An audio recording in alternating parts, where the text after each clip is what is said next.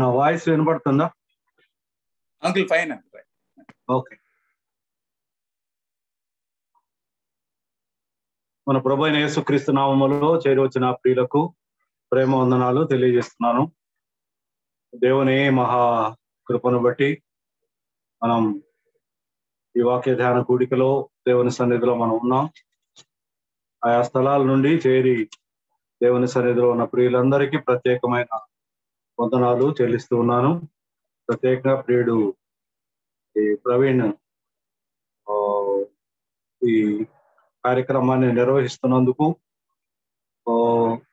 ఫలప్రదమైన దేవుని సేవలో మరి కొనసాగుతున్నందుకు కూడా ప్రభుకి వందనాలు చెల్లిస్తూ ఉన్నాను.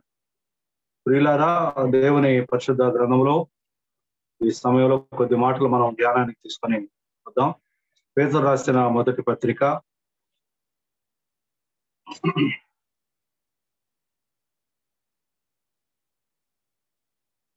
పేతురు రాసిన మొదటి పత్రిక చివరి అధ్యాయము 5వ అధ్యాయము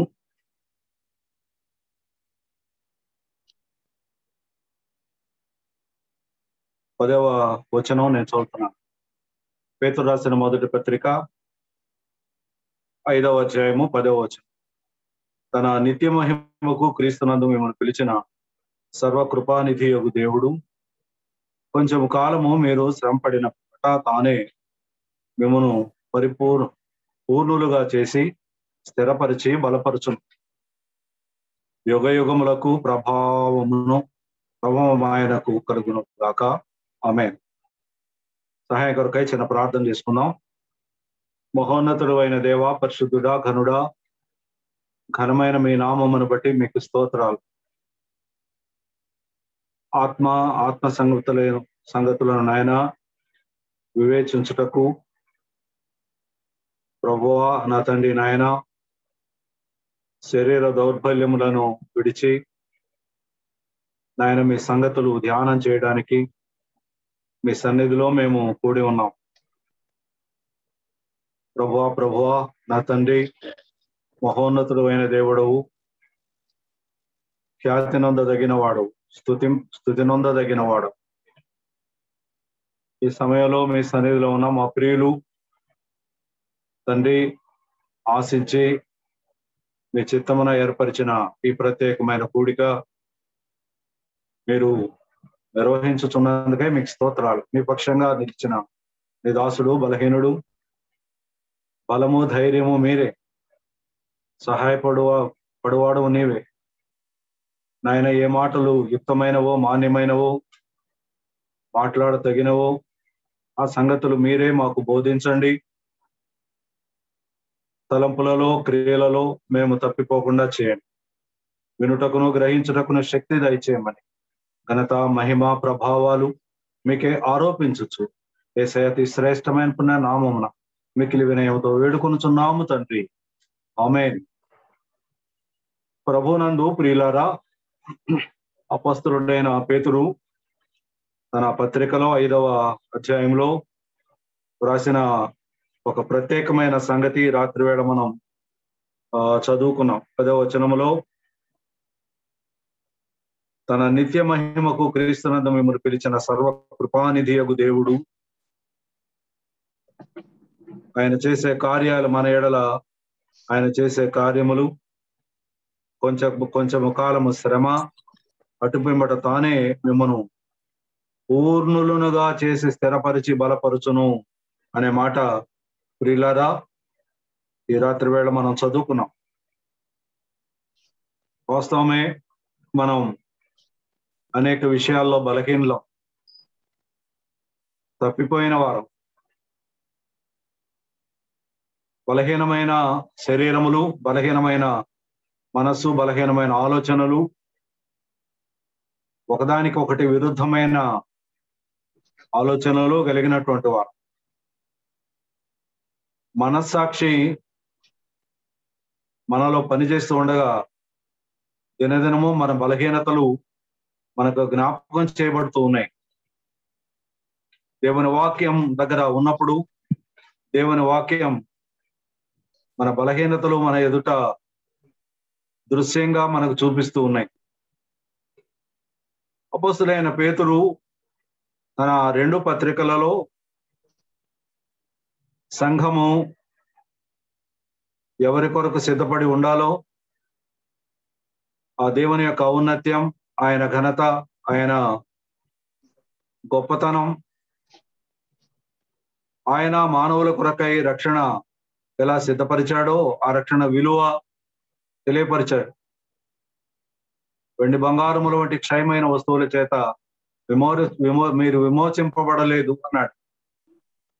మీరు విమోచించబడినది దానికంటే విలువైన రక్తం, అమూల్యమైన ప్రశస్తమైన గొర్రెపిల్ల వంటి క్రీస్తు రక్తము అని జ్ఞాపకం చేస్తున్నాడు పేతురు. ప్రియులారా, సంఘాన్ని బలపరచుటలో ఆరంభ దినాల్లో పెంతెకొస్తు దినమున పేతురు వారి మధ్య నిలిచి మాట్లాడిన ఆ సంగతులు అపొస్తలుల కార్యముల గ్రంథం ఆ భాగాల్లో మనం చదవగలం. ఆరంభ సంఘం. ప్రియులారా, పేతురు మనం చదివిన భాగంలో జ్ఞాపకం చేస్తూ దేవునికి ఒక ప్రణాళిక ఉన్నది, ప్రతి మానవుని గురించిన ప్రణాళిక దేవుని యొద్ద ఉన్నది. మీరు కొంచెం కాలం శ్రమపడిన పిమ్మట మీరు దేవుని చేత బలపరచబడతారు, దేవుని చేత స్థిరపరచబడతారు అని ఈ భాగంలో చాలా స్పష్టంగా వ్రాయబడింది. మిమ్మలను పూర్ణులుగా చేసి, పూర్ణత అంటే ఫుల్నెస్, పరిపూర్ణత. కొంచెం భక్తి కాదు, కొంచెం విశ్వాసం కాదు, కొంచెం విధేయత కాదు, కొంచెం నమ్మకం కాదు. మానవులు ఈ దినాల్లో సంపూర్ణులు కాలేకపోతున్నారు. సంపూర్ణమైన మాన్యత, సంపూర్ణమైన విశ్వాసం మానవుల్లో కనుగొనలేకపోతున్నాం. కానీ పేతురు సెలవిస్తున్నాడు, మిమ్మలను పూర్ణులుగా చేసి స్థిరపరిచి. ఈ బాధ్యత ఎవరు తీసుకున్నారు? ఆయన మనలను సంపూర్ణులుగా చేయాలంటే మనము ఆయన చేతి పని క్రింద ఉండాలి. ఆయన చేతి పని మనం. ఆయన మనలో తన కార్యాలు చేయాలంటే ఆయన సన్నిధానంలో మనం ఉండాలి, ఆయన ఎదుట మనం ఉండాలి. ఆయన ఎదుటికి రాకపోతే దేవుడు మనల్ని సంపూర్ణులుగా చేయలేడు, స్థిరపరచలేడు. పేతురు తన జీవితంలోని అనుభవపూర్వకమైన సంగతులు సంఘానికి రాస్తున్నాడు. దేవుడు మనలను స్థిరులుగా చేస్తాడు, సంపూర్ణులుగా చేస్తాడు. ఈ విషయం పేతురు ఎలా రాయగలుగుతున్నాడు? శిష్యులు మాట్లాడారు, మేము దేనిని కన్నులారా చూసామో, ఏది గ్రహించామో, మా ముందు జరిగిన సంగతులు, ఆ యేసును గురించిన సంగతులు మేము సర్వలోకానికి ప్రచురించాలని, ప్రకటించాలని దేవుని యొక్క ఆజ్ఞ ఉండగా మేము బయలుదేరి లోకములో ఈ ప్రకటన చేస్తున్నాం. మీరు సర్వలోకమునకు వెళ్ళి సర్వ సృష్టికి సువార్త ప్రకటించండి, నమ్మిన వారికి బాప్తిస్మం ఇవ్వండి, దేవుని ఆజ్ఞ. పేతురు దేవుని చేత పిలువబడినవాడు. గలతీ పత్రికలో అపోస్తులైన పౌలు, లేదా కొరింథీ 2వ పత్రికలో అపోస్తులైన పౌలు రాస్తూ అన్యజనులకు పేతురు సువార్త ప్రకటించడానికి దేవుని చేత ఎలాగును పిలువబడ్డాడో, లేదా ఆ సున్నతి పొందిన వారికి సువార్త ప్రకటించడానికి పేతురు దేవుని చేత ఎలా పిలువబడ్డాడో, అన్యుల కొరకు సువార్త ప్రకటించడానికి నన్నును పిలిచాడు అని కొరింథీయులకు రాసిన 2వ పత్రికలో ఆ మాటలు మనం చూడగలం.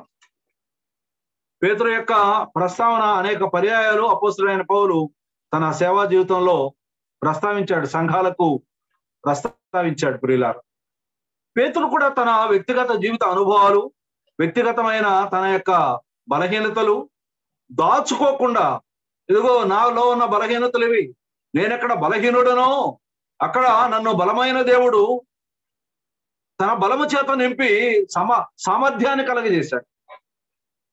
కొరింథీ పత్రిక 4వ అధ్యాయంలో చెప్పబడినట్లుగా, మంటి ఘట్టములలో ఈ ఐశ్వర్యం మాకు కలదు, మా మట్టుకు మేమే సమర్థులం కాదు, దేవుని చేత మా సామర్థ్యం దేవుడే అన్నారు. మానవులకు సామర్థ్యం ఇచ్చేవాడు, బలం ఇచ్చేవాడు, రక్షణ అనుభవాన్ని ఇచ్చేవాడు, స్థిరపరిచేవాడు, సంపూర్ణులుగా చేసేవాడు మన ప్రభు అయిన యేసుక్రీస్తు అని రాత్రి వేళ జ్ఞాపకం చేసుకుంటున్నాం ప్రియులారా. పేతురు వల వేయుచు ఉండగా దేవుని చేత పిలువబడ్డాడు, లేదా ఆ సహోదరులు అంద్రేయ పేతురులు దేవునికి శిష్యులయ్యారు. పేతురుతో ప్రత్యేకించి మాట్లాడుతున్న పేతురు అనేక విషయాలలో బలహీనుడైన వాడు.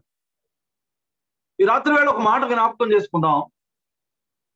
ఒక విశ్వాసి లేదా ఒక మానవుడు మొదట తన బలహీనతలు ఏమిటో తెలుసుకోకుండా ఆ బలహీనతల్లో నుండి బయటపడలేడు. ఆ బలహీనతలో దేవుని యొక్క సహకారం కోరకుండా, దేవుడు ఏ బలహీనతలో మనం ఉన్నామో ఈ బలహీనత దేవుని ఎదుట ఉంచితే దేవుడు ఏం చేస్తాడు? ఆ స్థలాలలో, పడిపోయిన స్థలములను దేవుడు నిర్మాణం చేస్తాడు. దేవుడు తన సంఘమును నిర్మించేవాడు. తన సంఘము యొక్క ఆ పటిష్టత దేవుని యొక్క ఉద్దేశం, పటిష్టపరచడం దేవుని యొక్క ఉద్దేశం. ఆ పడిపోయిన గోడలు పునర్నిర్మాణం చేయడానికి దేవుడు ఇష్టపడుతున్నాడు. మానవులు పడిపోయారు, చెడిపోయారు. ఏదైనా వనములో మానవుడు పడిపోగా పడిపోయిన మానవ జాతి యావత్తును ఆయన తిరిగి స్థిరపరిచి బలమైన తన సంఘముగా, తన ప్రజగా, తన సొత్తుగా, తన రాజ్యంగా, రాజులైన యాజక సమూహంగా, యాజక రూపమైన రాజ్యం అన్నాడు. యాజక రూపమైన రాజ్యంగా తన ఎదుట నిలబెట్టుకోవడానికి ఒక పెద్ద ప్రణాళిక ప్రియులార సంఘం కొరకై దేవుడు రచించి ఉంచాడు. ఈ రాత్రి వేళ జ్ఞాపకం చేసుకుంటాం. దేవుని యొక్క ప్రణాళికలో మొదటిది ఒక వ్యక్తిని బలపరచడం కొరకై మొదట తన బలహీనతలు ఏమిటో తనకు అర్థమయ్యేటట్లుగా తెలియపరిచి, ఎక్కడెక్కడ బలహీనుడినో కనుగొని ఆ బలహీనమైన స్థలాలను తిరిగి నిర్మాణం చేసుకోవడానికి దేవుడు అవకాశం ఇస్తున్నాడు. పేతురు విషయంలో కూడా అంతే. అనేక పర్యాయాలు ప్రభువు పేతురుతో మాట్లాడుతూ, ఇదిగో నువ్వెక్కడ బలహీనుడో గుర్తించు, టిక్ చేసుకో, నీ జీవితంలో నీ బలహీనతతో టిక్ చేసుకో. ఎందుకు పేతురుకు తన బలహీనతలు దేవుడు తెలియపరిచాడంటే, ఎక్కడ బలహీనుడు అక్కడ బలపరచబడాలి, ఎక్కడ లొంగిపోతున్నాడో అక్కడ బలపరచబడాలి. పేతురుతో దేవుడు చాలా స్పష్టంగా మాట్లాడుతూ ఒక చక్కని మాట పేతురుతో అన్నాడు. జ్ఞాపకం చేస్తాను, చూడండి ప్రియులారా. నీవు మానవుల విషయాలనే నువ్వు జ్ఞాపకం చేసుకుంటున్నావు, మనుషుల సంగతులు అన్నాడు. చూడండి, ఒక మాట చూడండి. మత్తయి సువార్త 10వ అధ్యాయం 23వ వచనం. మత్తయి సువార్త 10వ అధ్యాయము. పేతురు యొక్క బలహీనత ఏమిటంటే, మత్తయి సువార్త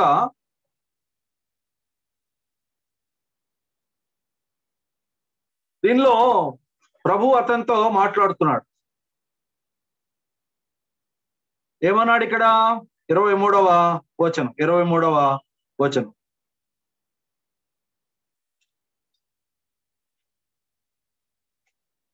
గమనించండి, 16వ అధ్యాయము 23వ వచనం.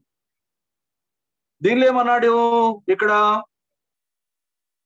అయితే పేతురు దేవుని వైపు తిరిగి, నీ మనుషుల సంగతులు.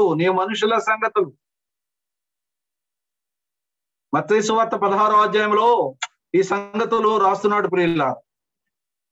పైన 14వ వచనంలో కొందరు బాప్తిసమిచ్చి యోహాను అనిరి, కొందరు ఏలియా అనిరి, కొందరు ఇర్మియా అనిరి, లేక ప్రవక్తలు ఒకడని చెప్పుకొనుచున్నారు. అందుకు ఆయన, మీరైతే నేను ఎవడని చెప్పుకొనుచున్నారని వారిని అడిగాను. అందుకు సీమోను పేతురు, నీవు సజీవుడవగు దేవుని కుమారుడవు అన్నాడు.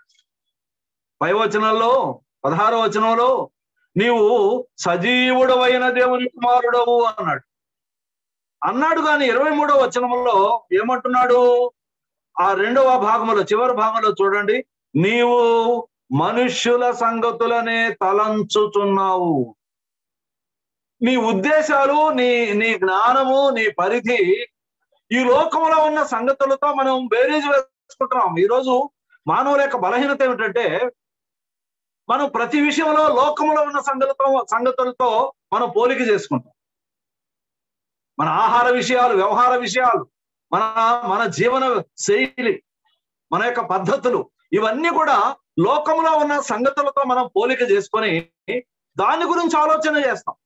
సర్వలోకంలో మానవులు ఎలా ఉన్నారే, సర్వలోకంలో మానవులు ఇవి కోరుకుంటారే, ఈ గొప్పతనాలు, ఈ ఆధిక్యతలు, ఈ బలాలు ఈ లోకంలో మానవులు కోరుకుంటారే, మానవులందరూ ఇలాగే ఉండాలని మానవ ఆలోచన. అందుకే పేతురుతో కూడా ఒక మాట జ్ఞాపకం చేశాడు 26వ వచనంలో. ఏమన్నాడంటే 23వ వచనంలో ఏమన్నాడంటే చివరి భాగంలో, నీవు మనుష్యుల సంగతులనే తలంచుచున్నావు. పేతురు, నీవు నా శిష్యుడివే కానీ నీలో ఇంకా సంపూర్ణమైన పరిపూర్ణమైన విశ్వాసి రాలేదు, పరిపూర్ణమైన విశ్వాసి రాలేదు. ఎందుకంటే పేతురు చేసిన అక్కడ లోపం ఏంటంటే, చాలా మంది తాము ఎక్కువ కాలం జీవించాలనుకుంటారు, దీర్ఘాయుష్ కలిగిన వారై ఉండాలంటారు. యేసుక్రీస్తు దేవుడని నమ్మారు, పైన చెప్పాడు కదా, నీవు సజీవుడు అయిన దేవుని కుమారుడవు అన్నాడు. నిన్ను విడిచి మేము ఎక్కడికి వెళ్తాము అన్నాడు. ఒప్పుకున్నారు, నోటితో ఒప్పుకున్నారు, దేవుని కుమారుడవు, దేవుని యొక్క నుండి పంపబడిన వాడు, సజీవుడవు, మరణం లేని వాడు అని పై వచనములు. అని నువ్వు మరణం అవడానికి వీలేదు, ఇది నీకు సంభవింపకుండాను గాక, ఎన్నటికీ అన్నాడు, ఎన్నటికీ సంభవింపకుండాను గాక అన్నాడు. మానవులు భూలోకములో మరణాన్ని కోరుకోరు, కానీ యేసుక్రీస్తు దేవుడు గనుక ఆయన మరణించకపోతే మానవులకు విమోచన లేదు గనుక, ఆయన మరణించడం దేవుని యొక్క ఉద్దేశం గనుక, సర్వలోకం యొక్క మానవుల పాపములు తీసివేయబడ్డానికి ఆయన శిలువలో రానున ఆయన తన శరీరమును అప్పగించుకోవాలని దేవుని యొక్క ఉద్దేశము నెరవేరాలని ఇష్టపడుతూ ఉంటే, పేతురు 23వ వచనంలో పై వచనాలలో నీకెన్నటికీ ఇది సంభవింపకుండాను గాక అని అన్నాడు. ఎందుకన్నాడు పేతురులో బలహీనత ఏంటి ఇక్కడ? అతడు మానవుల సంగతులనే ఆలోచన చేస్తున్నాడు, మానవుల సంగతులనే ఆలోచన చేస్తున్నాడు. ఈ రాత్రి వేళ వాక్యం వింటున్న మనలో అనేకులం, మన బలహీనత ఏంటి? భక్తిలో సమర్థులమే, ఆరాధన చేయడంలో సమర్థులమే, దేవుని గణపరచడంలో సమర్థులమే, కానీ లోకముతో మనల్ని పోలిక చేసుకోవడం, లోకముతో మనల్ని పోలిక చేసుకోవడంలో మనం బలహీనులం అవుతున్నాం. కనుకనే పేతురు యొక్క బలహీనత దేవుడు ఇక్కడ 16వ అధ్యాయం మత్తయి సువార్తలో తెలియపరిచాడు. నువ్వు మనుషుల సంగతులే తలంచుతున్నావు కానీ దేవుని సంగతులను తలంపక ఉన్నావు అని పేతురుతో చెప్పాడు. 2 సంగతులు, మానవుల సంగతులు, దేవుని యొక్క సంగతులు. ఒక విశ్వాసి దేవుని యొక్క సంగతులలో సంపూర్ణుడై ఉండాలి, దేవుని యొక్క సంగతులు ఎరిగిన వాడై ఉండాలి. ఇందు నిమిత్తమై ఆత్మయు మన బలహీనత చూసి బలపరుచుతున్నాడు, మనకు సహాయము చేయుచున్నాడు. మనంతటా మనమే సమర్థులం కాదు, మనం నేర్చుకోలేం, గ్రహించలేం. మనం గ్రహించలేని వాటిని పరిశుద్ధాత్ముడు మనకు బోధించి అర్థమయ్యేటట్లుగా తర్జుమా చేస్తున్నాడు కనుక దేవుని వాక్యము దగ్గర నిలిచి ఆత్మ సహాయం కొరకై మనం పెడుతూ, ఆయన మనలో ఉన్నాడు,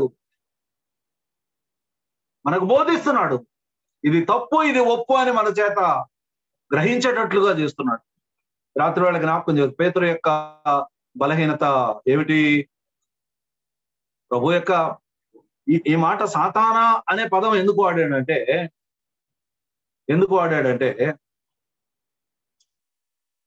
ఆత్మచేత అరణ్యములోనికి బాప్తిసం పొందిన ప్రభువైన యేసుక్రీస్తు ఆత్మచేత అరణ్యములోనికి కొనిపోబడినప్పుడు సాతానుడు చాలా ప్రయత్నాలు చేశాడు. 40 దినములు ఆయన ఆహారమేమి తినక అలసిన వాడై ఉండగా నీకు ఆకలి వేస్తుంది అని జ్ఞాపకం చేశాడు. యేసుక్రీస్తు యొక్క ఉపవాసాన్ని భంగం చేయాలని ప్రయత్నం చేశాడు. యేసుక్రీస్తు దేవుడని నిరూపించబడాలి కనుక ఆయన భూలోకములో తన యొక్క మరణమును తానే అప్పగించుకోవాలి. కానీ దానికి ముందుగానే సాతానుడు ఏం ప్రయత్నం చేశాడు? ఇదిగో ఎత్తైన దేవాలయం దగ్గరికి ఆయన్ని తీసుకొని వెళ్ళి ఇక్కడ నుండి దూకు, ఈ దూతలు వారు నిన్ను పడకుండా చేతులతో ఎత్తి పట్టుకుంటారు అని వాక్యం ద్వారా మాట్లాడుతున్నాడు సాతాను ఎప్పుడు వాక్యం ద్వారానే మాట్లాడతాడు. బైబిల్లో వాక్యం ద్వారానే మాట్లాడతాడు. మనకు అర్థమయ్యే భాషలోనే మాట్లాడతాడు.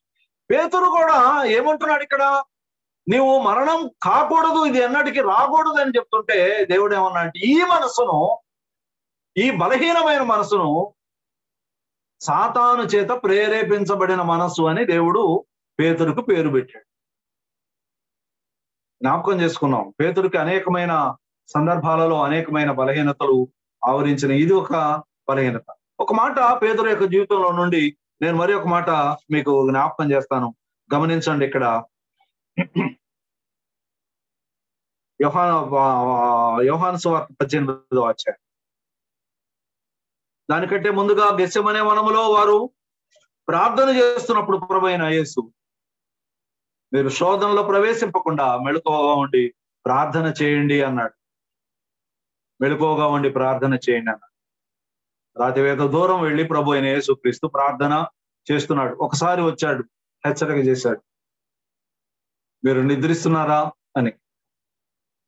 మరి ఒకసారి వచ్చాడు, మీరు నిద్రిస్తున్నారా.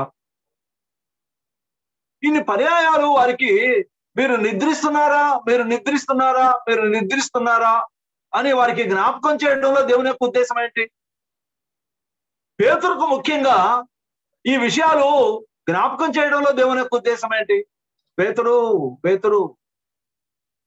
నువ్వు బలహీనుడు, ప్రార్థనలో బలహీనుడుగా ఉన్నావు.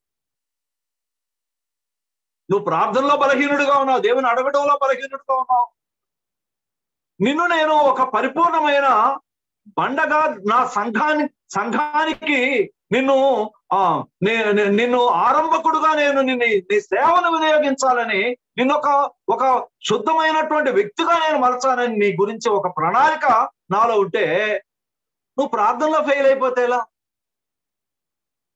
ప్రార్థనలో దేవుని అడిగే విషయంలో నువ్వు నిద్రమత్తుగా, ఆనాడు పేతురుతో వారు రాత్రి వేళ నిద్రమత్తు గలవారేమన్నారు, కానీ ఈ దినాల్లో విశ్వాసులు పగటి వేళ కూడా నిద్రమత్తులయ్యి వారి జీవిత కాలంలో ప్రార్థన ఎరుగని వారు ఉన్నారు, ప్రార్థన చేయని వారు ఉన్నారు, దేవుని సన్నిధిలో మొరపెట్టని వారు ఉన్నారు, దేవుని కనపరచని వారు ఉన్నారు. ఈ రాత్రి మన పాఠం ఇదే. పేతురు యొక్క బలహీనత పదే దేవుడు ఎందుకు జ్ఞాపకం చేస్తాడంటే, ఎక్కడ బలహీనుడో జ్ఞాపకం చేసి అక్కడ బలపరచాలని దేవుని యొక్క ఉద్దేశం. గెత్సెమనే వనములో ముమ్మారు దేవుడు వారితో జ్ఞాపకం చేశాడు, బలహీనులారా. ఇక చాలు, తెల్లవారుతుంది, వెళదాం పదండి, కోడి పోయి ముందే వెళ్ళి మన పనుల్లో నిమగ్నం అవుదాం. పేతురు హృదయంలో ఆ విషయాన్ని భద్రం చేసుకుంటాడు. అయ్యో, ఇక జీవిత కాలంలో ఇక ప్రతిసారి అది జ్ఞాపకం వస్తుంది, నేను ప్రార్థనలో బలహీనుడిగా ఉన్నానయ్యా, ప్రార్థనలో బలహీనుడై ఉన్నానయ్యా, ప్రార్థనలో బలం ఎట్లా సంపాదించాలి, ఈ ఆలోచన హృదయంలో కలుగుతుందా లేదు? ఒకటి బలహీనత దేవుని చేత హెచ్చరిక చేయబడుతూ ఉంటే ఆ బలహీనతలో బలం పొందే ప్రయత్నం ఒక విశ్వాసి చేయాలి. మనం ఎక్కడ బలహీనమో ఆ సంగతులు ప్రియులారా దేవుడు మనకి జ్ఞాపకం చేస్తున్నాడు. మరి ఒక మాట అక్కడే గమనించండి ప్రియులారా, 18వ యోహాను సువార్త. యేసుక్రీస్తు యోహాను సువార్త 18వ అధ్యాయానికి రండి. దీనిలో యేసు రాత్రి వేళ ఆయన పట్టుకోవడానికి వచ్చారు. పేతురుతోనే ఈ సంగతిలో 10వ వచనం చదువుతున్నాను. సీమోను పేతురు వద్ద కత్తి ఉండినందున అతడు దానిని చూసి ప్రధాన యాజకుని దాసుని కొట్టి అతని కుడి చెవి తెగ నరికేను. పేతురు దగ్గర కత్తి ఉంది. ఈ లోక సంబంధమైన సంగతుల కొరకై పేతురు తన యొద్ద కత్తి ఉంచుకున్నాడు. ఈ లోక సంబంధమైన సంగతులే నీవు ఆలోచన చేస్తున్నావే, దైవ సంబంధమైన సంగతులు నీలో సరి చేసుకో, సరి చూసుకో. పేతురు యొద్ద కత్తి ఉండగా అతడు దూసి ప్రధాన యాజకుని దాసుని చెవి తెగ నరికెను. పేతురుతో మళ్ళీ ప్రభు జ్ఞాపకం చేస్తాడు, పేతురు, ఈ సంగతులు నా తండ్రికి తెలియవా? నేను ఒకవేళ ఇక్కడ కూడా ఉద్దేశం ఏంటి? పేతురు యొక్క ఉద్దేశం ఏంటి? అక్కడ మనం చూసాం ఒక మాట, సాతానా అని జ్ఞాపకం చేశాడు. నువ్వు లోక సంగతులు ఆలోచిస్తున్నావు అని జ్ఞాపకం చేశాడు. మళ్ళీ ఇక్కడేమంటున్నాడు? నన్ను పట్టుకోకూడదు అనేది నీ ఉద్దేశమా? నేను మరణం కాకూడదు అనేది నీ ఉద్దేశమా? పదే పదే పేతురులో ఉన్న బలహీనతలు దేవుడు జ్ఞాపకం చేస్తాడు. ఇదిగో ఇక్కడ మళ్ళీ ఆ మాట చదువుతున్నా చూడండి, 10వ వచనంలో. ఆ దాసుని పేరు మల్కు. యేసు కత్తి వరలో ఉంచుము, తండ్రి నాకు అనుగ్రహించిన గిన్నెలోనిది నేను త్రాగకుందునా అని పేతురుతో అనే. ఇక్కడ సాతానా అనలేదులే గాని ఒక మాట అన్నాడు, తండ్రి నాకు సిద్ధపరిచిన గిన్నెలోనిది నేను త్రాగకుందునా. పేతురు ఆ సంఘటనలో అప్పటికి అర్థం కాకపోవచ్చు, ఆ చేసిన సంఘటన అర్థం కాకపోవచ్చు. పేతురు యొక్క ఉద్దేశం ఏంటి? ప్రభువును పట్టుకోకూడదు. ఎవరు? ప్రభు మీద ఆ బలత్కారం చేయకూడదు. అంటే పేతురు యొక్క ఉద్దేశం ఏంటంటే ప్రభువుని ఎలాగైనా కాపాడుకోవడం, ఈ సామర్థ్యం నాకు ఉంది అని పేతురు యొక్క అంచనా. చాలా విషయాల్లో ఈ పొరపాట్లు జరుగుతూ ఉంటాయి.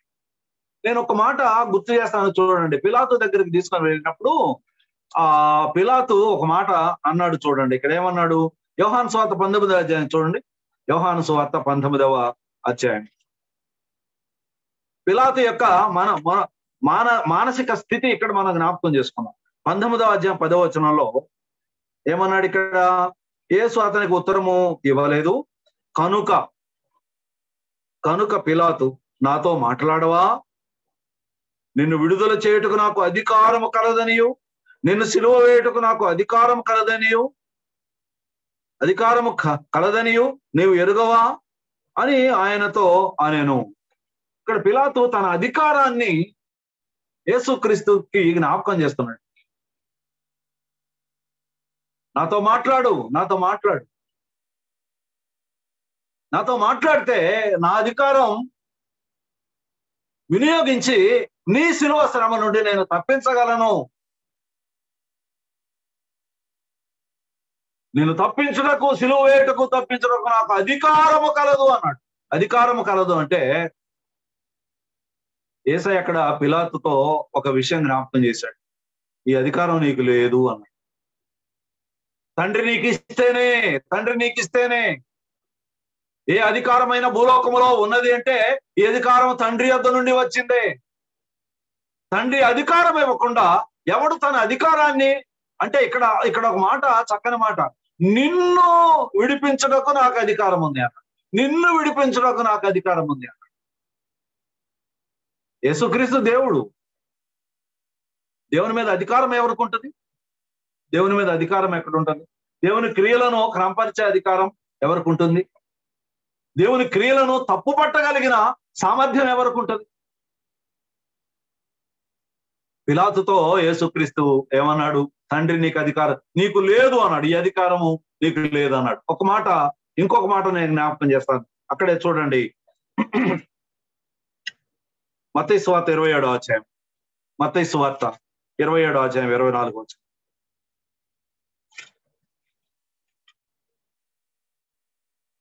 27వ అధ్యాయం 24వ. పేతురు నోట మళ్ళీ ఆ మాట వచ్చింది చూడండి. 24వ లేదా పిలాతు నోట ఆ మాట వచ్చింది. 24వ వచనం. వారు కేకలు వేస్తున్నారు, ప్రభువుని సంహరించమన్నారు, సిలువేయమన్నారు, బరబ్బాను విడుదల చేయమన్నారు.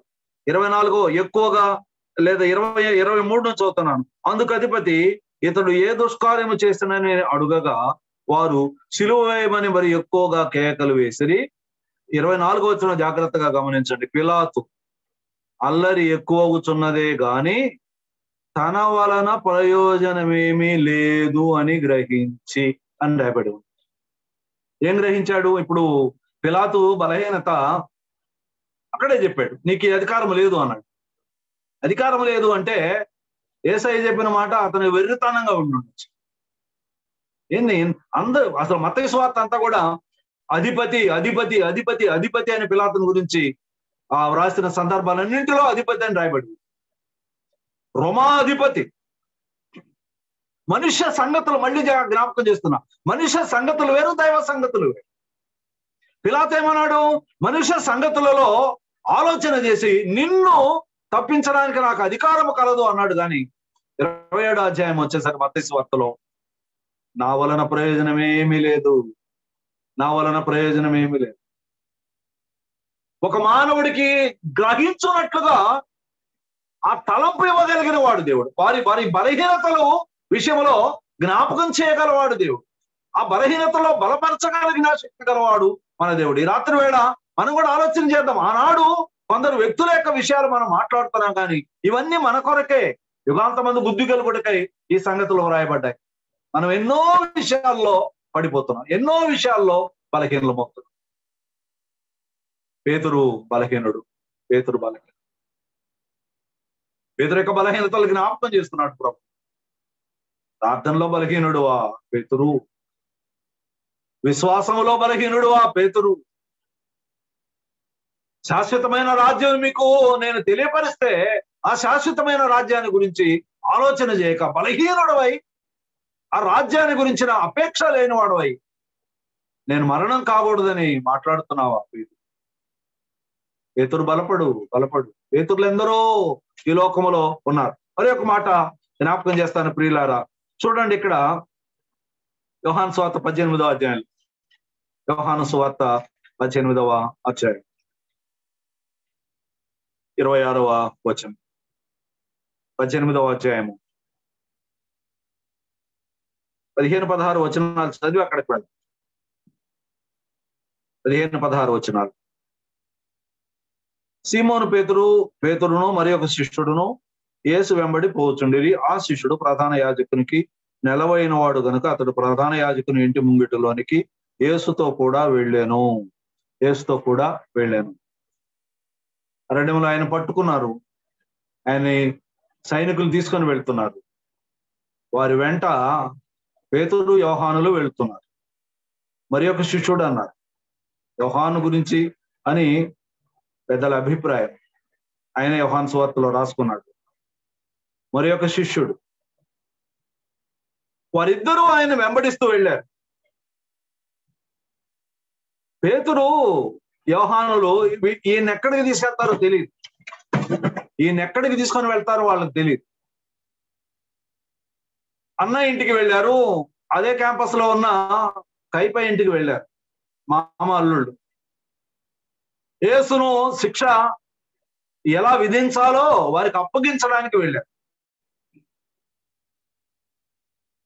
అక్కడికి వెళ్ళిన తర్వాత పేతురు మనసులో ఒక అపరాధ భావం ఉంది. ఎందుకంటే ప్రధాన యాజకుని ఇంటికి ఆ మార్గం అక్కడికి దారి తీసింది. యేసయ్యను అక్కడికి తీసుకొని వెళ్ళి ఆ మార్గం దగ్గరికి వెళ్ళి వెంటనే పేతురు మనసులో అయ్యో అరణ్యంలో ప్రధాన యాజకుని దాసుని చెవి నరికాను కదా, వాడు ఉంటాడేమో.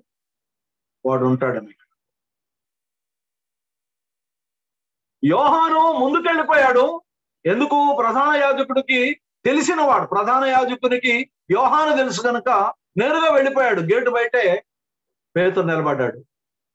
గేటు బయటే మరలా యోహాను వెనక్కి వచ్చి ఆ ద్వారపాలకునితో మాట్లాడి ఆయనను లోపలికి తీసుకొని వెళ్ళారు. అక్కడ అది 15-16 వచనాల్లో ఆ సంగతులు రాయబడింది. ఇది ఏమి జరుగునో, ఈ సంగతులు ఎక్కడికి దారి తీస్తాయో అని ఆలోచించుకొనుచున్నాను. పేతురు ఆలోచించుకొనుచున్నాను. నేను ఇక్కడ మళ్ళీ ఒక మాట చెప్తున్నాను.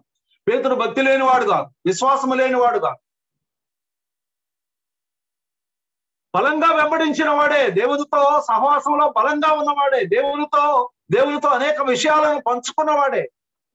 పేతురు యొక్క హృదయం ఏంటో దేవునికి తెలుసు, పేతురు యొక్క మనసు ఏంటో దేవునికి తెలుసు. పేతుర్ని ఒక సంపూర్ణమైన వ్యక్తిగా నిలబెట్టాలని దేవుని యొక్క ఉద్దేశం. పేతురు నిలబడాలి. పేతురు నిలబడాలంటే అనుభవాలు పేతురు యొక్క జీవితంలో రావాలి.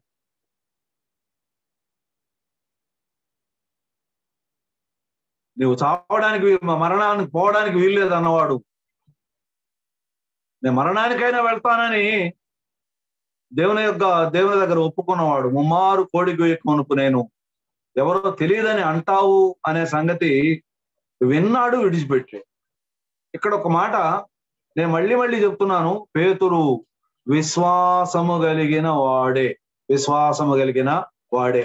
ఇక్కడ ఒక చక్కని మాట పరిశుద్ధాత్ముడు మనకి రాయించి పెట్టాడు యోహాను సువార్తలో. ఆ మాటే నేను జ్ఞాపకం 18వ అధ్యాయం గమనించండి. ఇక్కడ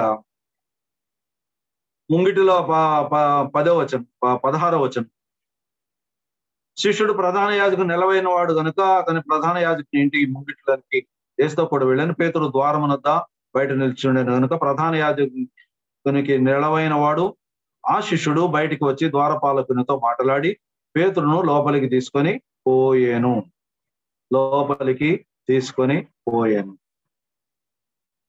ప్రియులారా, దేవుడు పేతురుని మాట్లాడుతున్నాడు. పేతురు ఇక్కడ బలహీనుడు, చాలా సంగతులు ఉన్నాయి. అక్కడ ఆ మల్కు యొక్క బంధువు ఒకడొచ్చి, అరణ్యంలో నేను నిన్ను చూడలేదా, ఆయనతో నీవు ఉన్నావు కదా అని అంటే ఒట్టు పెట్టుకుంటున్నాడు. అయ్యో నేనెందుకున్నాను, ఆయనతో నేనెందుకున్నాను. పేతురు యొక్క బలహీనత ఇక్కడేంటి? పేతురు యొక్క బలహీనత ఏంటి? ఒకవేళ నేను ఆయన శిష్యుడిని గుర్తిస్తే శిక్ష నాకు కూడా విధించబడుతుందేమో, నేను కూడా మరణమైపోతాను. మరణ భయం, పేతురులో మరణ భయం. యేసుక్రీస్తు అప్పగించబడి శిక్షా విధిలో ఉన్నాడు, అక్కడే ఉన్నాడు. పేతురు బయట దేవుని చేత హెచ్చరించబడి తన బలహీనతల్లో బలపరచబడుతున్నాడు. ఏంటి? ఈ శరీరం కోసం యేసుక్రీస్తే తెలియదు అంటున్నావే, నీ శరీరాన్ని కాపాడుకోవడానికి యేసుక్రీస్తే తెలియదు అంటున్నావే. మనలో ఎందరూ వారి హోదా కాపాడుకోవడానికి యేసు తెలియదనే వాళ్ళు ఉన్నారు. వారి స్థితిగతులను పెంచుకోవడానికి యేసుక్రీస్తు తెలియదనే వాళ్ళు ఉన్నారు. వారి పదవుల కొరకై యేసుక్రీస్తు మాకు తెలియదనే వాళ్ళు. పేతురు వంటి వారం కాదా? నాకు తెలియదు అన్నావే, ఒట్టు పెట్టుకొనేను, నేను ఆయన ఎరుగను, ఆయనతో ఉన్నవాడిని కాను అని ఒట్టు పెట్టుకొనేను. ఒక మాట చూడండి మత్తయి సువార్తలో, ఒక మాట చూడండి. ఇదే సంగతి మత్తయి సువార్తలో 10వ అధ్యాయం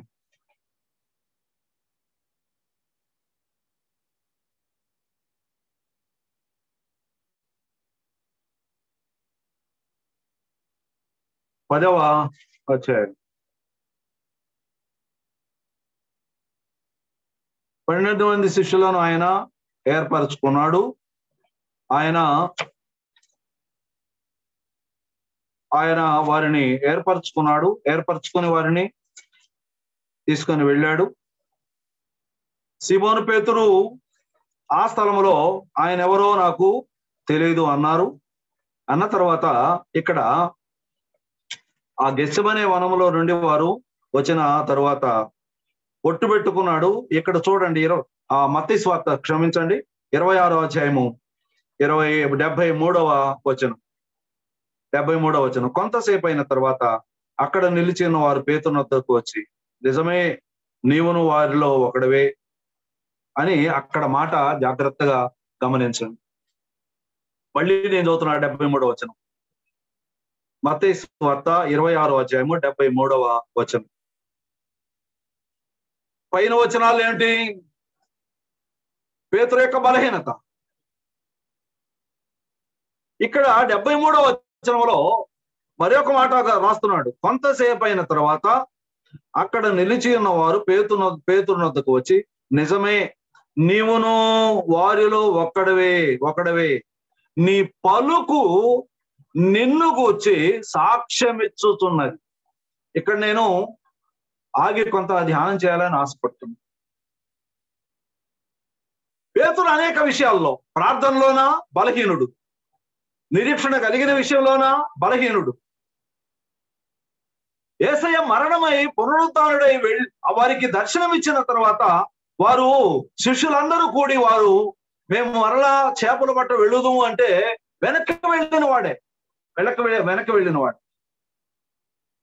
ఇదిగో అతడు మన ప్రభు సుమి అని చెప్పగా అతడు వస్త్రహీనుడై ఉన్నందున అతడు ఆ సముద్రంలో దూకాడని రాయబడి. అతడు దుమికి అక్కడ నుండి యేసుక్రీస్తు అంటే నేను ఇట్లా చేశానని ఆయనకు అర్థమైపోయింది. నా బలహీనత దేవునికి అర్థమైపోయింది. ఓ నేనెంత వెర్రివాణ్ణి, నేనెంత మోసగాడు. నా మోసాన్ని ప్రభు కనిపెడతానే ఉన్నాడు. నేను ప్రార్థన చేయలేదు, కనిపెట్టాడు. ఆవేశపడ్డాను, కనిపెట్టాడు. నా బలహీనతలన్నీ ఎరిగిన దేవుడు నన్ను వెంబడిస్తూనే ఉన్నాడు. వల వేసి వారు చేపలు పట్టిన తర్వాత ఇదిగో ఇతడు మన ప్రభు సుమి అని వారు చెప్పగా అతడు దిగంబరుడై పై వస్త్రం లేనివాడై ఏమయ్యాడు? దూకాడు. నన్ను కనిపెట్టే దేవుడు నన్ను వెంబడిస్తానే ఉన్నాడు. నా కొరకై ప్రాణం ఇచ్చిన దేవుడు నన్ను వెంబడిస్తానే ఉన్నాడు. ప్రియులారు, ఇక్కడ చక్కని మాట ఆ ప్రధాన యాజకుని ఇంటి దగ్గర వారు ఏమన్నారంటే, మరి కొంతసేపటికి కొందరు వచ్చి నువ్వు అతనితో ఉన్నవాడవే అని చెప్పగా నేను కాదు అని ఒట్టు పెట్టుకుంటే ఆయన ఏమన్నారంటే, నీ పలుకు నీ మీద సాక్ష్యం ఇచ్చుతున్నది. పేతురు, నువ్వు దేవునితో లేవనంటావే, నువ్వు మాటలు ఎట్లా ఉన్నాయి? మాలాగున్నాయా? లోకంలో మాట్లాడేవాడు మాటలాగా ఉన్నాయా? ప్రభువు ఈ సంగతి వారి నోట ఉంచాడు. ఎందుకు? పేతురుని హెచ్చరిక చేయాలి. పేతురు దేవుని వెంబడించిన సంగతి మర్చిపోయాడు. ఆ క్షణం దేవుడు తన దేవుడు అనే సంగతి మర్చిపోయాడు. ఆయన రాజ్యం ఉందనే సంగతి మర్చిపోయాడు.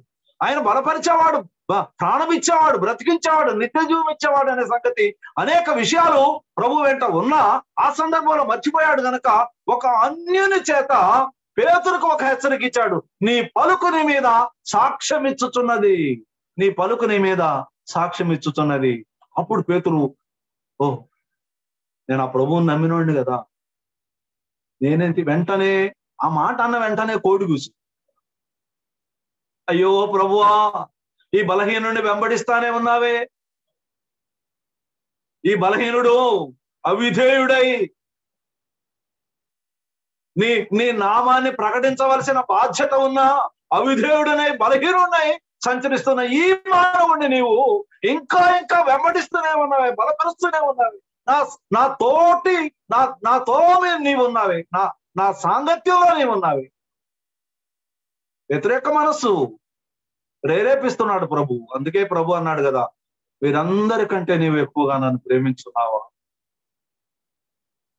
నా గొర్రెల బాధ్యత నీది, గొర్రె పిల్లల బాధ్యత నీది, సంఘము బాధ్యత నీది. ఆ తాళపు చెవులు నేను నీకు ఇస్తాను.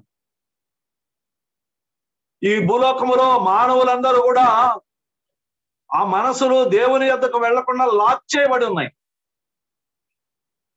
ఈ మనోనేత్రాలు తెరవాలి. ప్రభు నేర్పిన ప్రార్థనలో చాలా మంది నీ చిత్తము పరలోకమందు నెరవేరినట్టు భూమి మీద నువ్వు నెరవేరును గాక, నీ రాజ్యం వచ్చును గాక అనే ప్రార్థన ప్రభు నేర్పాడు శిష్యులు. ఈ రోజున పరలోకమందు ఆయన చిత్తం నెరవేరుతూ ఉంది, భూలోకమందు ఆయన చిత్తం నెరవేరలేదు. అనేక విషయాల్లో తప్పిపోయేవారు ఉన్నారు. పేతురు అనబడిన ఒక బలమైన వాడే అనేక బలహీనతల్లో కూరుకొని పోయాడు. వారి భక్తి ఇతరులు అన్యులు జ్ఞాపకం చేస్తున్న దాకా వారి యొక్క భక్తిని మర్చిపోయారు. అయ్యో నేనెంత దౌర్భాగ్యుడను. పౌలు అన్నాడు కదా 7వ అధ్యాయంలో రోమా పత్రికలో, అయ్యో నేనెంత దౌర్భాగ్యుడను, ఇటు మరణమునకు లోనగు శరీరము నుండి నన్ను తప్పించగలవాడు, విడిపించగలవాడేవాడు. వెంటనే దానికి ఆన్సర్ ఇచ్చాడు 8వ అధ్యాయం. క్రీస్తు యేసు నందలి ఆ భక్తి నియమాన్ని 8వ అధ్యాయంలో ఒక సమాధానంగా చెప్తున్నాడు. పాప మరణముల నియమము నుండి నన్ను విడిపించాను. రాత్రి వేళ మనం ఎక్కడ బలహీనలమో దేవుని చేత బలపరచబడదాం. ఒక మాట చూడండి. పేతురు యొక్క బలహీనతల నుండి బలపరిచిన దేవుడు హెచ్చరిక చేస్తున్నాడు. పేతురు రాసిన మొదటి పత్రిక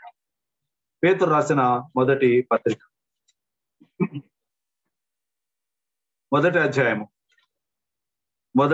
అధ్యాయం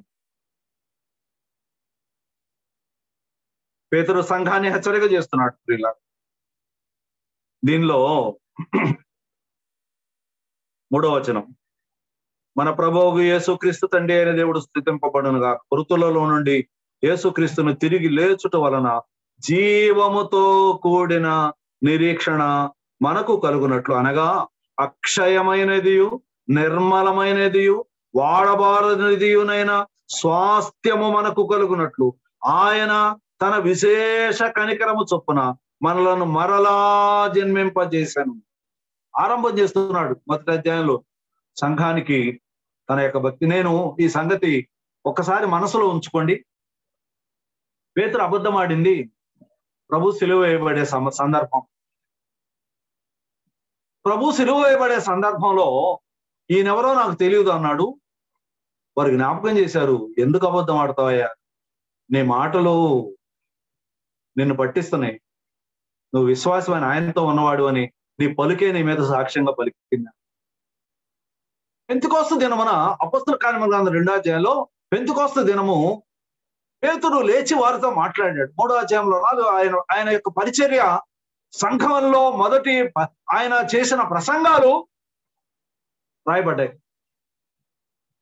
ఈ అబద్ధమాడిన రోజుకి అపొస్తలుల కార్యముల గ్రంథంలో పరిశుద్ధాత్ముడు భూలోకానికి వచ్చిన ఆ రోజు పేతురు చేసిన ప్రసంగానికి మధ్య ఎన్ని రోజులు సమయం ఉంది? యేసు సిలువలో అప్పగించబడింది పస్కా దినం. పరిశుద్ధాత్ముడు భూమి మీదకి వచ్చి పేతురు మాట్లాడిన ఆ సందర్భం పెంతెకోస్తు పండుగ దినం. పస్కా నుండి 50 దినాల తర్వాత పెంతెకోస్తు వస్తుంది. ఇంతలోనే ఈ సామర్థ్యం పేతురుకి ఎక్కడ చదివితే వచ్చింది, ఎక్కడ ట్రైనింగ్ చేస్తే వచ్చింది? పేతురులో విషయాలు ఉన్నాయి, పేతురులో సంగతులు ఉన్నాయి, పేతురులో విశ్వాసం ఉంది. విశ్వాసము ఐహిక విచారము వలన అణిచివేయబడింది. అనేకమైన ఐహిక ఆ పొదలో ఆ విత్తనాలు పడిన ఆ సందర్భాన్ని ప్రభు అయిన యేసుక్రీస్తు వారు తెలియజేస్తూ అవి మొలిచినే కానీ ఐహిక విచారం వలన అవి అణిచివేయబడ్డాయి. వెంటనే 50 రోజులకే ప్రభువు గొప్ప దేవుడు అని గొప్ప ప్రసంగం చేశాడు కదా పేతురు. అనేకులకు విశ్వాసములో ఎలా బలపడాలో, అలాగైతే మేము ఏమి చేయదుమని వారు అడగగా ప్రభువైన యేసునందు విశ్వాసం ఉంచండి అన్నాడు. పాపాల క్షమాపణ పొందండి అన్నారు. పేతురు ఆ సంగతులే రాస్తూ తన పత్రికలో గొప్ప శుభప్రదమైన నిరీక్షణ మనకుంది, ఆ నిరీక్షణలో మనం ఉందాం. ఏం చేయాలి మనం ఇప్పుడు బలపడాలంటే? నేను చేసిన పొరపాట్లు ఎన్నో ఉన్నాయి. ఈ పొరపాట్లు లోకములో ఆనాడు ఈనాడు కూడా మానవులు చేస్తూనే ఉన్నారు. కారణం ఏంటంటే మన చేత పొరపాటు చేయించడానికి నిరంతరము ప్రయత్నం చేస్తున్నవాడు ఈ లోకములో ఉన్నాడు, మన మధ్యనే ఉన్నాడు. వాడు ఏం చేస్తాడు చూడండి. ఆ పేతురు రాసిన మొదటి పత్రికలోనే 1:13 అధ్యాయం 13వ వచనం. మానవులు ఏం చేయాలి? 1వ అధ్యాయం 13వ వచనంలో, కాబట్టి ఏం కాబట్టి మీరు బలహీనులు కనుక, బలహీనపరిచేవాడు ఉన్నాడు కనుక, కాబట్టి మీ మనస్సు అను నడుము కట్టుకొని నిబ్బరమైన బుద్ధి గలవారై అన్నాడు. మనస్సు అనే నడుము కట్టుకోండి. మనసులో ఉన్న విషయాలను మీరు జాగ్రత్తగా దాచుకోండి, జాగ్రత్తగా ఉంచండి. మనస్సును నడుము కట్టుకొని నిబ్బరమైన బుద్ధి గలవాడై. నేను తొందరపడ్డాను అనేక విషయాల్లో. యేసయ్యను మాట్లాడే విషయంలో తొందరపడ్డాను, అరణ్యంలో తొందరపడ్డాను, కోడి కూసే సమయంలో తొందరపడ్డాను, చేపలు పట్టే విషయంలో తొందరపడ్డాను. ఎన్ని బలహీనతల్లో, ఎన్ని లోక సంబంధమైన ఆ సంగతులలో నేను ఓడిపోయి బలహీనుడయ్యాను. ఈ రోజు ఏమయ్యారు? మీ మనసు అనే దాన్ని మీరు కట్టుకొని నిబ్బరమైన బుద్ధి గలవారై ఉండండి. నిబ్బరం కలగాలంటే మనం ఎప్పుడు కూడా వాక్యం దగ్గరే ఉండాలి. వాక్యమే యెహోవా నా బలమా అన్న దేవుడు మనకున్నాడు. యెషయా గ్రంథం 40వ అధ్యాయంలో ఆ చివరి వచనాల్లో ఇదిగో ఆయన మనల్ని బలపరచువాడు అని రాయబడి. 9వ అధ్యాయం ఆయన బలవంతుడైన దేవుడు, నిత్యుడగు తండ్రి, సమాధానకర్త ఏగో అధిపతి అయిన ఆయనకు నా పేరు పెట్టబడి. బలపరిచేవాడు దేవుడే, బలపరిచేవాడు దేవుడు. అపొస్తలుడైన పౌలు అన్నాడు కదా, వారు శ్రమ పడినప్పుడు దీనిలను ఆదరించు దేవుడు తీతు రాక వలన మమ్మలను ఆదరించాను. ఆదరించే దేవుడు, బలపరిచే దేవుడు మనకున్నాడు. కనుకనే ఇక్కడ ఏమన్నాడంటే, కాబట్టి మీరు మీ మనస్సును అను నడుమును కట్టుకొని నిబ్బరమైన బుద్ధి గలవారై యేసుక్రీస్తు ప్రత్యక్షమైనప్పుడు మీకు తేబడు కృప విషయమై సంపూర్ణ నిరీక్షణ కలిగి ఉండు. మామూలు నిరీక్షణ కాదు. ఏమన్నాడు ఇక్కడ? సంపూర్ణమైన నిరీక్షణ, సంపూర్ణమైన నిరీక్షణ. ప్రియులారా, ఈ రాత్రి వేళ అననుకూల పరిస్థితుల్లో మనం ఉన్నాం. లోకమంతా మరణ భయంతో ఉంది. తెగులు చేత మానవులందరూ మరణ భయంతో ఉన్నారు. మన నిరీక్షణకు ఆధారం ఏంటంటే మన ప్రభు తిరిగి లేచి. మానవులందరూ మరణం అవుతారు. ఈ తెగులు వల్ల అనేకులు మరణం అవుతున్నారు. తెగులు లేకుండా అనేకులు మరణం అవుతున్నారు. కాకపోతే మన నిరీక్షణ ఏంటంటే బలహీనలు కాకుండా మన ప్రభువు తిరిగి లేచాడు. ఒక్కడే తిరిగి లేచాడు. సమాధిని గెలిచాడు. మరణ ముళ్ళును విరిచాడు. విజయ వీరుడై ఆయన తండ్రి కుడిపార్శ్వమున కూర్చున్నాడు. ఈ ప్రభు ఇట్టి ప్రధాన యాజకుడు మనకు సరిపోయిన వాడని హెబ్రీ పత్రికలో చెప్పబడినట్లుగా తన స్వరక్తము తీసుకొని వెళ్ళిన ప్రభు మన ఎదుట ప్రదర్శించబడినప్పుడు ఎవరి మీద ఆధారపడతాం? భూలోకములు ఎవరు తిరిగి లేచిన వాడే, తీసుకొని వెళతానన్నవాడే, మనకు బలమునిచ్చిన ఆ ప్రభు నిరీక్షణ కలిగే ఆ మనస్సును, నిబ్బరమైన మనస్సును కట్టుకొని అనేట అర్థమైందంటే నడుము కట్టుకొని అన్నట్టుగా మనసును కట్టుకోండి అన్న. Be ready. ప్రభు ఎప్పుడు వస్తాడో మనకు తెలియదు. సిద్ధపడండి, నిరీక్షణ కలిగి ఉండండి. ఆయన వస్తాడు, తీసుకొని వెళ్తాడు. మనస్సు అటు ఇటు చంచలం కాకుండా చూసుకోండి. అటు ఇటు బలహీనం కాకుండా చూసుకోండి. పేతురు యొక్క హెచ్చరిక ఇదే. బలపడిన తర్వాత పేతురు యొక్క హెచ్చరిక ఇదే. అక్కడే 3వ అధ్యాయం 14వ వచనం చూడండి. పేతురు రాసిన మొదటి పత్రిక 3వ అధ్యాయము 14వ వచనం. మీరు ఒకవేళ నీతి నిమిత్తము శ్రమపడినను మీరు ధన్యులే. వారి బెదిరింపులకు భయపడకుడి, కలవరపడకుడి. నిర్మలమైన మనస్సాక్షి. ఇక్కడ ఈ మాట తెలియజేస్తున్నాడు. నిర్మలమైన మనస్సాక్షి కలిగిన వారై మీలో ఉన్న నిరీక్షణ.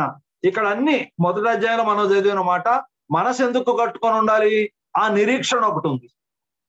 ఇక్కడ ఏమన్నాడు? మనస్సాక్షిని మీరు ఎందుకు స్థిరపరచుకోవాలి? ఆ నిరీక్షణ మనకుంది. ఏం నిరీక్షణ? ప్రభు వచ్చి మనల్ని తీసుకొని వెళ్తాడు. ఆయన వస్తాడు అనే నిరీక్షణ మనలో ఉంది. మనస్సాక్షిని మీరు స్థిరపరచుకోండి.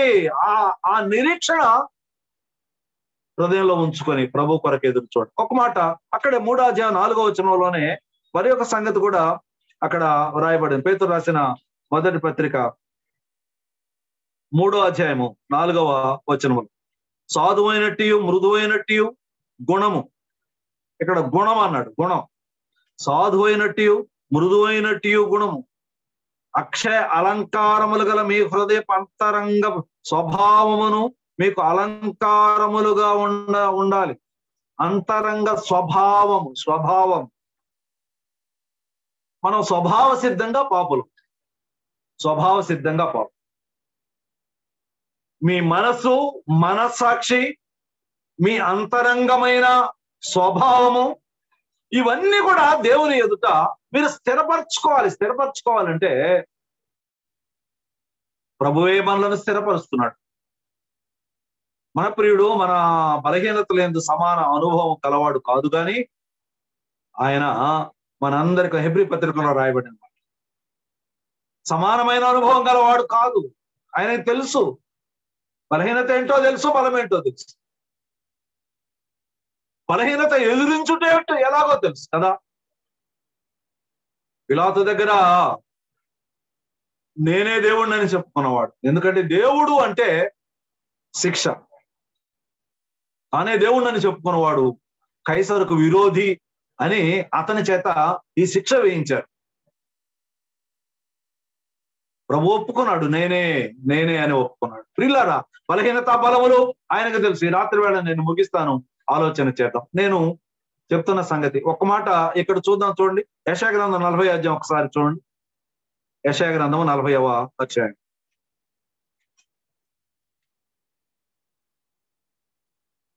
40వ అధ్యాయంలో ఆ ప్రభు మనకు ఎలా సహాయం చేస్తున్నాడు? 28 కూడా చదువుతున్నాను. నీకు తెలియలేదా, నీవు వినలేదా? భోగి దిగంతములను సృజించిన యెహోవా నిత్యుడగు దేవుడు. ఆయన సొమ్మసిల్లడు, అలయడు. ఆయన జ్ఞానమును శోధించుట అసాధ్యం. సొమ్మసిల్లిన వారికి బలమిచ్చువాడు ఆయనే. సొమ్మసిల్లు వాడికి బలమిచ్చువాడు ఆయనే. శక్తిహీనులకు బలాభివృద్ధి కలుగ చేయవాడు ఆయనే. 31వ వచనం, యెహోవా కొరకు ఎదురు చూచువారు నూతన బలం పొందుతారు. ఫిలిప్పీ పత్రిక 4వ అధ్యాయం 13వ వచనంలో కూడా మన బలపరిచే దేవుడు అన్నాడు. పేతురు రాసిన మొదటి పత్రిక 5వ అధ్యాయం 10వ వచనంలో కూడా ఆయన బలపరిచే దేవుడు అన్నాడు. ఇంత గొప్ప దేవుడు. ఆ వ్యక్తిగత అనుభవం ఒక చిన్న సాక్ష్యాన్ని మీ ఎదుట పంచుకుంటారు. జాగ్రత్తగా ఆలోచన చేయండి. ప్రపంచ చరిత్రలో హిట్లర్ అనువాడు ఒక నియంత, యూదులను క్రూరంగా హింసకు గురి చేసినవాడు, జర్మనీ నుండి. ఆ దేశంలో నుండి ప్రభువు మార్టిన్ లూథర్ని పిలిచి దేవుని వాక్యము గ్రహించున్నట్లుగా దేవుని యొక్క ఉద్దేశం ఏంటో, దేవుని యొక్క మనసు ఏమిటో, ఈ వాక్యము ఇది రాయించి ఉంచడంలో దేవుని యొక్క మూలమైన ఉద్దేశం ఏంటో అది గ్రహించాలి అని తెలియపరిచిన వాడు మార్టిన్ లూథర్. ఇంగ్లాండ్ దేశంలో టిండేల్ అనేవాడు దేవుని వాక్యాన్ని తర్జుమా చేస్తే ఆయనకు మరణ శిక్ష వేసిన వారు. అదే దేశంలో దేవుని యొక్క వాక్యము తర్జుమా చేయడానికి కింగ్ జేమ్స్ అని వాడిని దేవుడు ప్రేరేపించి, హిట్లర్ ఉన్న దేశంలో మార్టిన్ లూథర్ను పెట్టింది దేవుడు. టిండేల్ మరణము తర్వాత కింగ్ జేమ్స్ ను బలపరిచి వాక్యం ఇచ్చిన దేవుడు. మనమున్న స్థలంలో మనకు ఆటంకాలను తొలగించి సమస్తమును మనకు అనుకూలంగా చేయగలిగిన ప్రభు మనం. నేను అదే చెప్పదలుచుకున్నాను. పోయిన సంవత్సరం ఆగస్టులో ఈ వైరస్ బారిన పడ్డాం, మా కుటుంబం అంతా. హైదరాబాద్ లో ఉన్నాను నేను. ఆక్సిజన్ లెవెల్ తగ్గిపోయినాయి. అపోలో హాస్పిటల్లో జాయిన్ అయ్యాను. నా పిల్లలు, నా భార్య క్వారంటైన్ లో ఉన్నారు. అమెరికాలో గ్రీన్ పార్క్ హోటల్లో ఉన్నారు. మా కుమారుడు కర్ణాటకలో వాడు ఐసోలేషన్ లో ఉన్నాడు. కరెక్ట్ గా 6 రోజులే ఆక్సిజన్ లెవెల్స్ తగ్గినాయినా. ఆక్సిజన్ పెట్టి నేను ఒక సాక్ష్యం చెప్తున్నా. ఆ నర్సులకు వాళ్ళకి దేవుని మాటలు చెప్తున్నాను. ఒక రోజు 3 రోజులు అయిన తర్వాత ఓ ప్రార్థన చేసుకున్నాను. ప్రభువా, ఈ గాలి నీవు నాకు ఇచ్చావు కదా, నా ద్వారా నీ పని జరగాలంటే, నీకు ఇష్టమైతే నా ద్వారా నువ్వు పని చేయించాలనుకుంటే, నన్ను స్వతంత్రంగా ఉండడానికి నీవు అవకాశం ఇస్తావు కదా. ఆక్సిజన్ ట్యూబ్ తీసేశారు. ఆ రాత్రి ప్రేయర్ చేసుకున్నాను. ట్యూబ్ తీసేశారు. డాక్టర్లు మానిటర్ లో చూసి ఫోన్ చేశారు వెంటనే, అయ్యా నువ్వేంటి ట్యూబ్ తీసేశావు? నేను ఇక పెట్టుకోను, దేవుడు సహాయం చేస్తాడు. బాగానే ఉంది, తెల్లారి బాగానే ఉంది, 5వ రోజు బాగానే ఉంది. 6వ రోజు డాక్టర్లు మానిటర్ లో చూసి యూఆర్ ఫిట్, 6వ రోజు డిశ్చార్జ్ అన్నారు. నేను మాట్లాడుతున్న సంగతి ఏమిటంటే, మనకు అనేకమైన బలహీనతలు ఉన్నాయి. బలహీనతలన్నింటిలో బలపరచగలిగిన శక్తి గల దేవుడు మనకున్నాడు. ఆయన మీద ఆనుకుందాం. లోక విషయాలలో, జీవిత విషయాల్లో, మన కుటుంబ విషయాల్లో, సంఘ విషయాలలో, అనేక విషయాలు మనం ఎక్కడెక్కడ తప్పిపోతున్నామో వాటిని జ్ఞాపకం చేసే దేవుడు ఉన్నాడు. జ్ఞాపకం చేసి మనల్ని సరిదిద్దడానికి దేవుడు నిరంతరం ప్రయత్నం చేస్తున్నాడు. దిద్దుబాటుకు నీవు లోబడవా? నీవు దిద్దుబాటుకు దిద్దుబాటును అసహించుకుంటున్నావా? పేతురు దిద్దుబాటుకు లోబడ్డాడు కనుకనే దిద్దబడ్డాడు. దేవుని పరిచర్యలో 50 దినాలకే లోపలున్న దైవ సంబంధమైన విషయాలన్నీ బయటకు వచ్చినాయి. ఇప్పుడు తన పలుకు అతని మీద సాక్ష్యం ఇచ్చింది గనుక ఈ దినం మన పలుకు ఎలాగుందో, మన భాష ఎలా ఉందో, దేవుని యొక్క ప్రేమ మన హృదయంలో ఏమున్నదో వీటన్నిటిలో లోకానికి చూపిద్దాం. దేవుడు మన దినదినము స్థిరపరచును కాక, తన వాక్యముతో బలపరచును కాక. దేవుని పరిశుద్ధ నామానికి వందనాలు చెల్లిస్తూ ముగిస్తున్నాం. దేవుడు తన కృప మన ఎడల విస్తరింపు చేయను కాక. బాధ్యత కలిగిన ప్రియులకు ప్రత్యేకమైన ప్రేమ వందనాలు తెలియజేస్తున్నాను.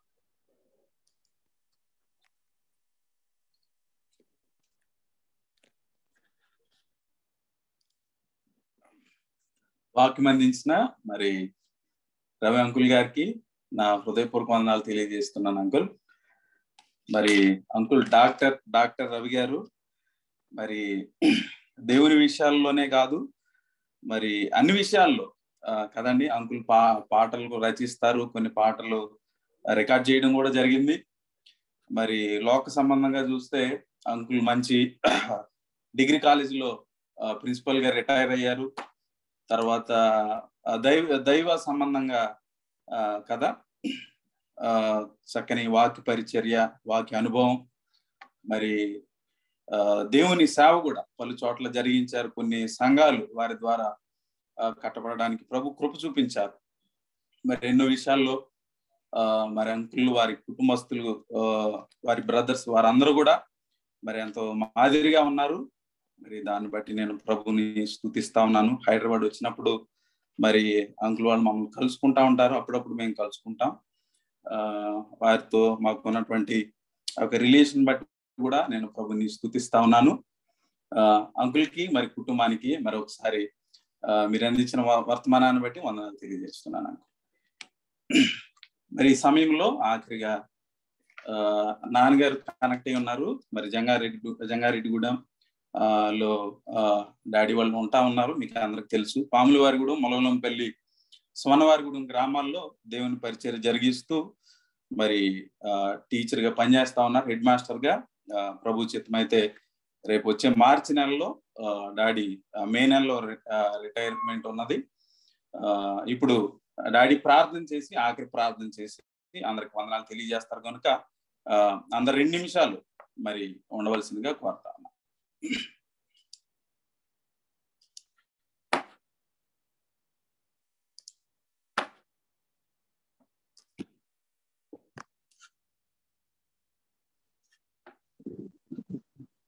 వాక్యం అందించినటువంటి దైవజనులు రవి గారికి మా ప్రత్యేక వందనాలు తెలియజేస్తున్నామండి.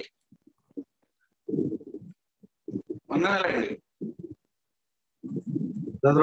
చేసుకుందాం. వందనాలండి. పెద్దలు చాలా చక్కని మెసేజ్ అందించారు. ప్రభు పేట సంఘం తరపున మీకు ప్రత్యేక వందనాలు తెలియజేస్తూ ఉన్నాం. ప్రార్థన చేసుకుందామండి. మంచి పనులు చూసుకున్నట్లయితే ప్రార్థన చేసుకుందాం. మహాపరిశుద్ధుడైన మా తండ్రి, దయగల ప్రభువా,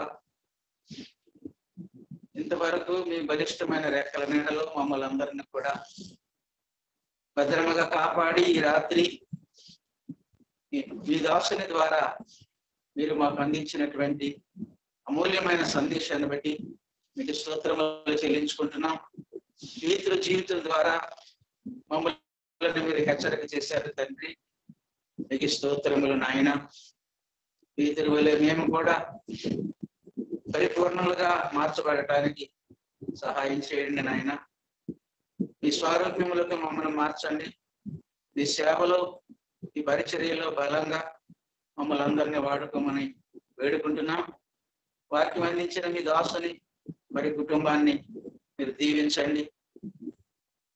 ఆయన అనారోగ్య పరిస్థితుల నుండి మీ దాసులను కాపాడిన విధానం వరకు మీకు స్తోత్రములు చెల్లించుకుంటున్నాం. ఇంకనూ మంచి ఆరోగ్యంతో నింపి బలంగా వాడుకోమని వేడుకుంటున్నాం.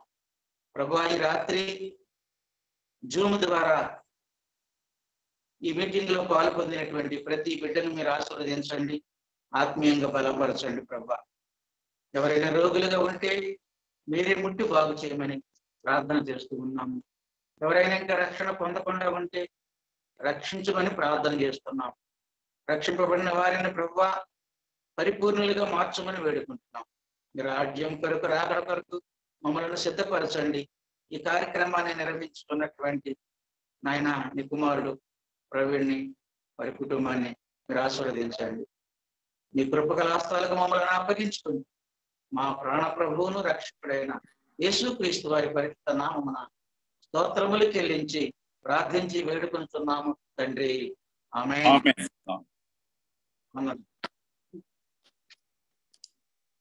అందరికి వందనాలే. అందరికి వందనాలు. అంకుల్ వందనాలు. Uncle thank you uncle.